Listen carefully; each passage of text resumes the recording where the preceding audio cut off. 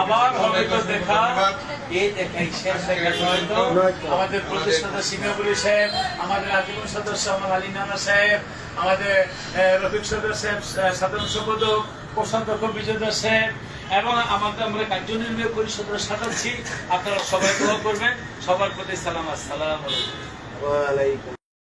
অনেক চমৎকার কিছু নষ্ট লোক আছে বলে আমরা নাকি মহিন বাবার বকা দিই। বলছেন তো অনেকে মহিন বাবার ভক্ত নাকি দুশ্মন। যারা এগুলো বলে ওরা মহিন বাবার অরিজিনালি দুশ্মন, ওরা বাবা বারে মানতে না। গান বেশি বেশি গাওয়ার জন্য, মানুষের ভিতরে ঢোকার জন্য মিথ্যা প্রচার করে।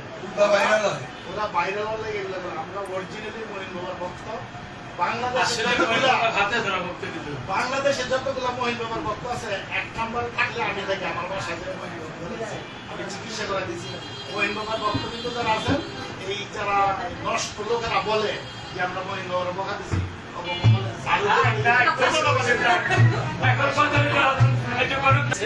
এবং আমরা বড় ঘরে চলে যাচ্ছি। এই সামনের মাসের মধ্যে আমরা সবাই দোয়া করবেন।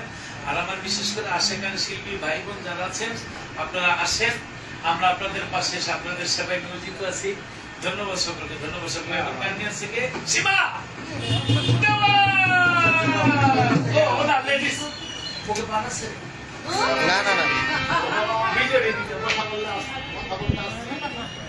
আমরা এখন নতুন করে একটা সংগঠন তৈরি করেছি। এই সংগঠনের নাম বাংলাদেশ বাউল সমিতি। ওইটা প্রতিষ্ঠাতা আমি মোহাম্মদ গিয়াসউদ্দিন সরকার, সভাপতি আমার ভাই লতিফ সরকার সাহেব, রফিক সরকার সাহেব, আপনার ভাই রফিক সরকার লোকগুলো যারা থাকবে কমিটি আমরা তৈরি করি। লিপি সরকার মহিলা সাংবাদিকা, লিপি সরকার মহিলা সাংবাদিকা আর আছে, সবার নাম তো আমার জানা নাই, দেখলে জানা হয়। আমি সামনের মাসে আছি, 2 তারিখে আবার আমি মিরপুরে আসবো। কেউ যদি ভোট দিতে চান 2 তারিখে আসবেন, এখানে টাকা লাগবে না, 1000 টাকা।